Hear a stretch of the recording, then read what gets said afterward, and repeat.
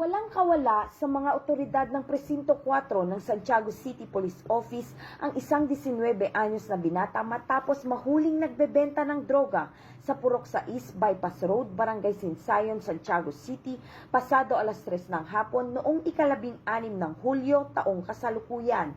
Ang suspect ay tinago sa pangalang JD, isang out-of-school youth, laborer at residente ng Purok 7, Barangay Turod Sur, Cordon, Isabela.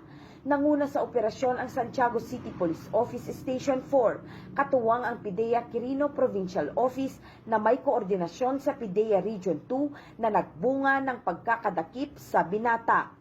Nabili sa suspect ang isang medium-sized transparent plastic sachet ng hinihinalang shabu na may bigat ng kalahating gramo at tinatayang nagkakahalaga ng 3,400 pesos. Nasamsam din mula sa kanya ang marked money na 3,500 pesos, isang Android phone at ang motorsiklong gamit nito.